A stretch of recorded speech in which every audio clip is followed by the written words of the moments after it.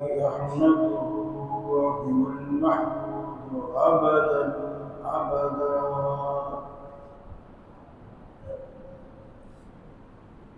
وأستعينه وهو المنعم المولى ونعم النصير مؤيدا. لا شريك له إلها واحدا أحدا فردا صمدا. وأشهد أن سيدنا وسندنا محمدا عبده ورسوله نبي ما بلغ ما هوى وما ينطق عن الهوى. فصلى الله عليه وبارك وسلم وعلى آله وصحبه وأزواجه صلاة دائما سرمدا. أما بعد فأعوذ بالله من الشيطان الرجيم. بسم الله الرحمن الرحيم.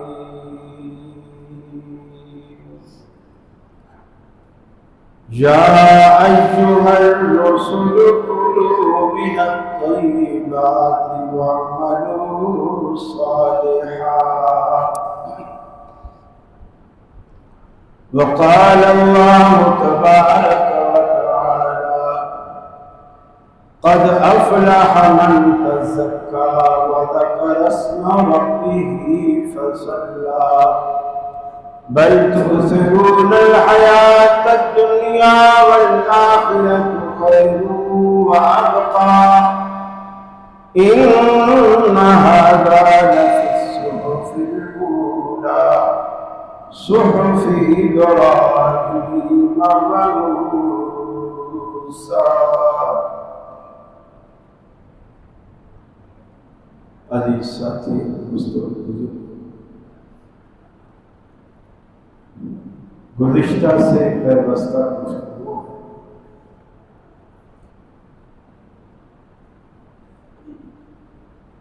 ہم دنیا کے لیے جتنی بھی توڑ کرتے ہیں، دنیا کو ہم بچا نہیں پاتے. موت سے بچنے کے لیے جتنی کوشش کرتے ہیں، موت سے ہم بچ نہیں سکتے. اور جتنی کوشش ہم موت سے بچنے کی کرتے ہیں، اس کی آدھی کوشش بھی اگر ہم جہنم سے بچنے کے لیے کریں تو ہم جہنم سے بچ سکتے. مگر یہ باتیں ہماری سمجھ میں نہیں آتی. ہم سمجھتے ہیں کہ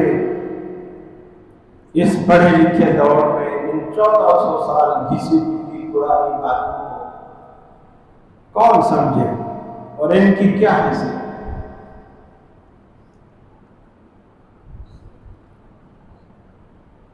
آپ کے پاکستان کی ایک مشہور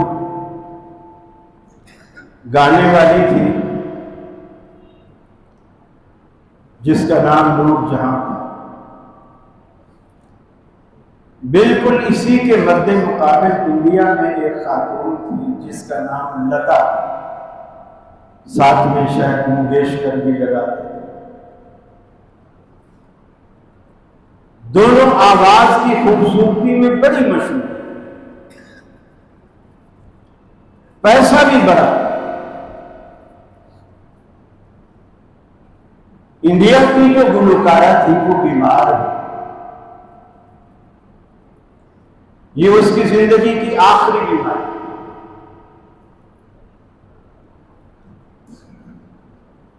اس کو جگر کا بھی کوئی عارضہ لاحق ہوا، کینسر کی بھی کوئی شکل بنی. ہاسپٹل میں گئی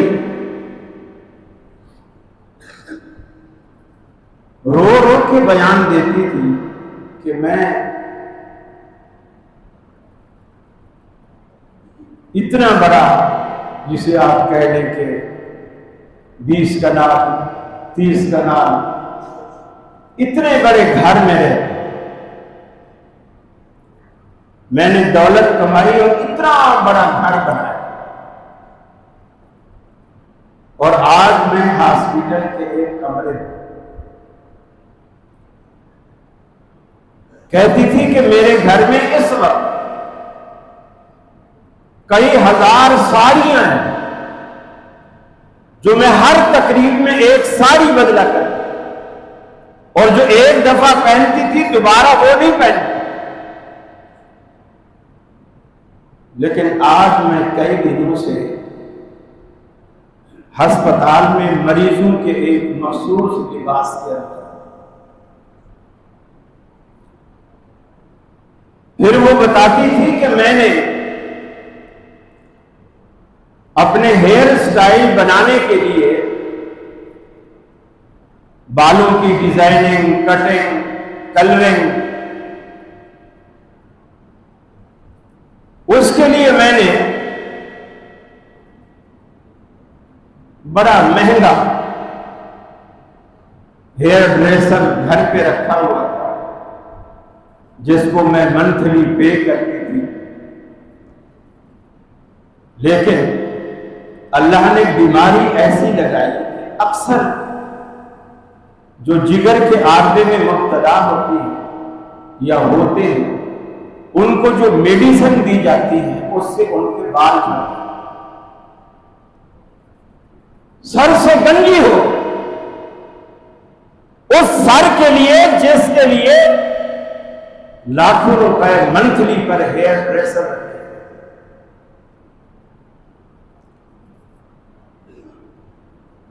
پھر کہتے ہیں کہ گھر میں کئی گاڑیاں، نوکروں کے لیے الگ، بچوں کے لیے الگ، میرے لیے الگ۔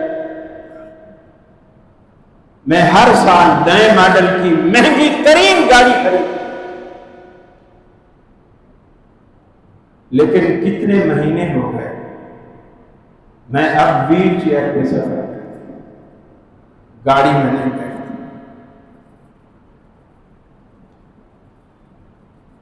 میں بڑے بڑے ریسٹورانٹ، ہوٹلوں پہ، جیسے کراچی سے بھی لوگ جاتے ہیں اور ٹینڈو آدھر پتہ نہیں ٹینڈو جام جاتے ہیں سجی کھانے چاہتے ہیں۔ میں ایک دفعہ وہاں سے گزرا تو ساتھیوں نے کہا، یقین مانیے کسی کام کی نہیں، وہ چبائی نہیں جاتی، اتنی سخت۔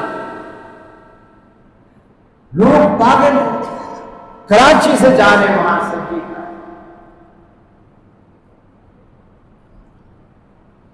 تو وہ کہتی ہے کہ میں کوئی ریسٹورنٹ ایسا نہیں چھوڑا جو کھانے پکانے میں معروف اور مشہور ہو، وہاں کے شیف بڑے معروف ہوں، لیکن کئی مہینے ہو گئے ہسپتال والے مجھے پھیکا سوپ پلاتے ہیں، ابلی ہوئی چیزوں کا، جس میں نہ نمک، نہ مرچ، نہ گھی، کچھ بھی۔ پھر اس سوپ کا بھی ذائقہ نہیں پتا چلتا، کیوں کہ ناک سے نلکیاں لگی ہوئی ہیں اور نرسیں ناک سے چمچ چمچ اس کا لکوڈ کا ڈالتی ہیں اور ڈائریکٹ پیٹ میں چلا جاتا ہے۔ ذائقہ بتانے والی تو زبان، اس کو وہ غذا لگتی نہیں تو ذائقہ کا کیسے پتا چلتا؟ اب اس سے اندازہ لگائیے کہ دنیا کتنی بے وفا، اور صحابہ کرام کی سمجھ میں یہی بات آ گئی جو آج ہماری سمجھ میں نہیں۔ نبی کریم صلی اللہ علیہ وسلم نے صحابہ کرام سے ایک بات فرمائی تھی، الدنیا سجن المؤمن وجنت الکافر۔ کہ یہ دنیا مومن کے لیے قید خانہ ہے، وجنت الکافر، اور کافر کے لیے بہشت، کافر کے لیے بہشت۔ قید خانے کا تصور کیوں بھی کہ جب بندہ جیل میں ہوتا ہے تو وہ فرمائشیں نہیں کر سکتا، آج میں قورمہ کھاؤں گا، آج میں فلان جگہ کی بریانی کھاؤں گا، آج میں نہاری کھاؤں گا، آج میرا لال قلعے کے بوفے کا دل چاہ رہا۔ جیل میں فرمائشیں نہیں،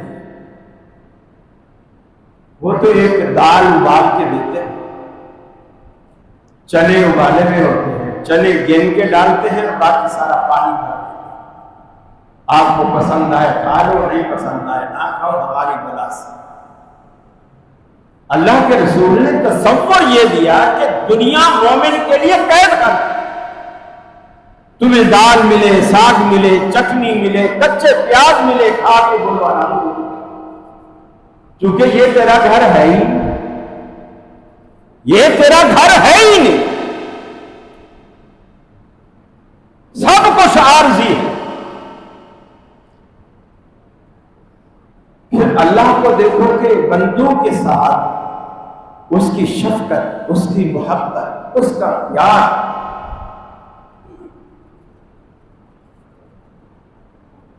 اس قدر ہے۔ سورہ الف لام میم، سورہ بقرہ کے بالکل ابتدائی آیات،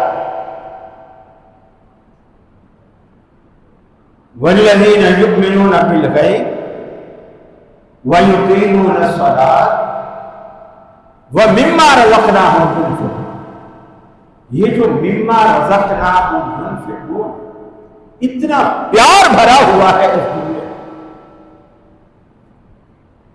کہ جو ہم نے ان کو دیا ہے اپنا کچھ خرچ نہیں کرتے، جو ہم نے دیا ہے اس کو ہماری راہ میں خرچ کرتے۔ یہ بالکل ایسی بات ہے کہ میرے بندے پیسے میں دیتا ہوں، میرے پیسے سے تو حج کر، ثواب تو لے، پیسے میرے، ثواب تو لے، میں پیسے دیتا، مسجد بنا، میرے پیسوں سے مسجد بنا، جنت تو لے، میں کچھ نہیں لیتا کچھ، مما رزقناہم ينفقون۔ میرے بندے میرے پیسوں سے زکات دے، پیسے میرے دے، ثواب تو لے، میں تجھ سے کچھ نہیں۔ لیکن یہ باتیں ہماری سمجھ میں بالکل نہیں، سر سے گزر جانے والی۔ یقین مانیے اگر بندے کو یہ خیال ہو،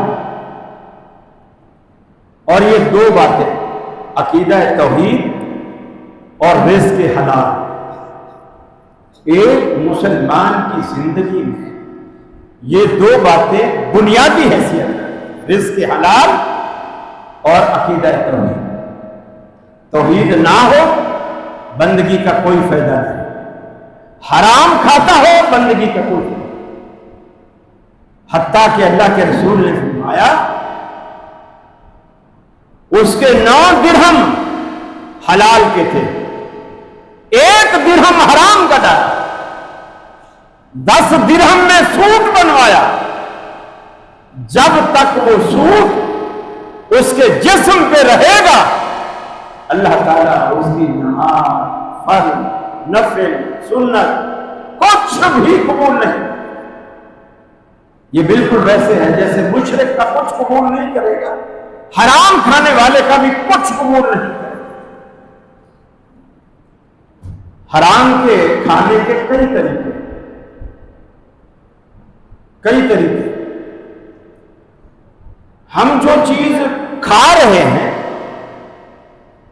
اس میں دیکھتے ہیں کہ یہ بظاہر حرام نہ ہو، جیسے کہ بریانی والے نے کہیں کتے کی بریانی تو نہیں بنائی گی،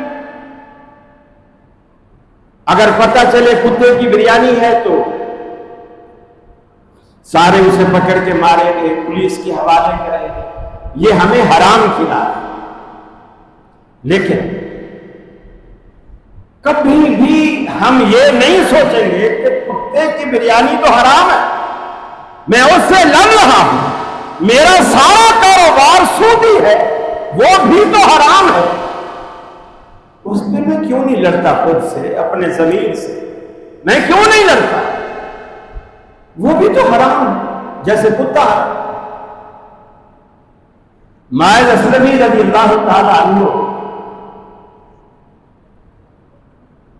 رسول اللہ کے پاس آئے کہ مجھے پاک کر۔ آپ نے منہ پھیرا، پھر آگے آ گئے، آپ نے پھر منہ پھیرا، پھر آگے آ گئے، 4 دفعہ آپ گھومے، وہ بھی 4 دفعہ۔ آپ نے صحابہ سے کہا جاؤ اسے سنسار کیا گیا، مر گیا۔ صحابہ نے اس کو غسل دیا، کفن دیا، جنازہ رکھا، اور رسول اللہ نے جنازہ پڑھا۔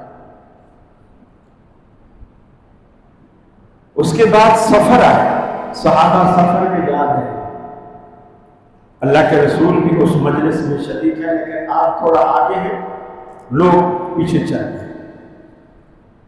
لوگوں کی عادت ہوتی ہے نا، چلتے چلتے فارغ نہیں رہتے ہم، برائی کسی نہ کسی کی جو اس وقت موجود نہ ہو، برائی شروع کر۔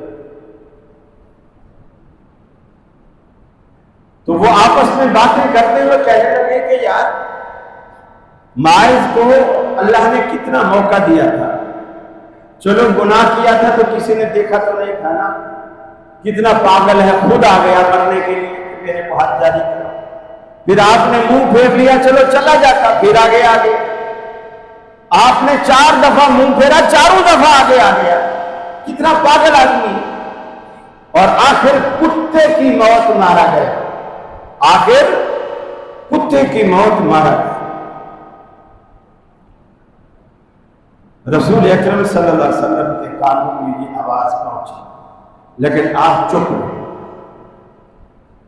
آپ چپ رہے، سفر جاری رہا۔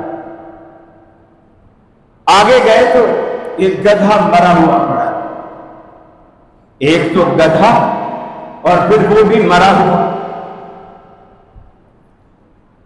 آپ نے وہ جو لوگ باتیں کر رہے تھے نا، آواز سے بھی بندہ اپنے دوستوں کو، ساتھ رہنے والوں کو آواز سے بھی پہچانتا ہے، بھلے دیکھ نہ رہا ہو، آواز سے پتہ چل جائے گا کہ یہ کون باتیں کر رہا ہے۔ آپ نے فرمایا فلاں فلاں بندے کہاں ہیں، وہ جو ماعز اسلمی کے بارے میں باتیں کر رہے ہیں، حاضر ہو گئے یا رسول اللہ۔ آپ نے فرمایا اس گدھے کو کھاؤ، وہ جو گدھا مرا پڑا تھا، آپ نے فرمایا اس گدھے کو کھاؤ۔ کہنے لگے یا رسول اللہ، یہ تو گدھا ہے اور حرام ہے، ہم اسے کیسے کھائیں؟ آپ نے فرمایا جو کچھ تم اب ماعز اسلمی کے بارے میں تھوڑی دیر پہلے کہہ رہے تھے نا، تمہاری یہ حقیقت بالکل ایسے ہے جیسے کسی نے مرے ہوئے بھائی کا گوشت کھایا۔ مرا ہوا گدھا تو تمہیں اچھا نہیں لگ رہا، غیبت جو مرے ہوئے بھائی کا گوشت کھانا ہے وہ تمہیں اچھی لگے۔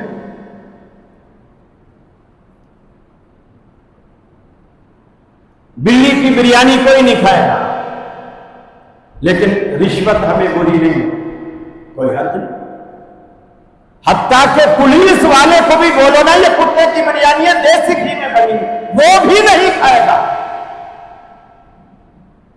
اور ٹریفک والا موٹر سائیکل کو روک کر 50 روپے لینے کو ناجائز نہیں سمجھے، اسے کھائے آرام سے۔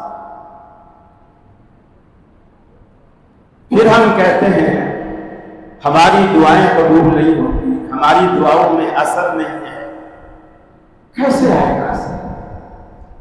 اللہ کے رسول فرماتے ہیں جو جسم نبت بالحرام، حرام کی غذا سے پلا، جو جسم حرام کی غذا سے پلا، وہ جنت کی بجائے جہنم کا زیادہ حقدار، جنت کے بجائے جہنم کا زیادہ حقدار۔ حرام کی کئی شکلیں ہیں، ہمارے سامنے صرف یہ ہے، روٹی میں کوئی ایسی چیز نہ ہو، کمائی کیسی ہے اس کی نہیں، بچے نے پیشاب نہ کر دیا ہو سالن میں، کیونکہ یہ حرام، اب نہیں کھائے گا کوئی، لیکن سالن خریدا کس پیسوں سے ہے اس کی نہ ہمیں ضرورت ہے پوچھنے کی، نہ ہم ایسا کرنا چاہتے ہیں۔ پڑوس کی مرغی ہے، آپ کی دیوار پہ چڑھی، آپ نے اپنے گھر میں دانا ڈالا، وہ نیچے اتر آئی، آپ نے پکڑا، ادھر ادھر دیکھا، کوئی دیکھنے والا نہیں، ذبح کیا، اس کے کھم سارے تھیلی میں ڈالے اور گوشت پکایا،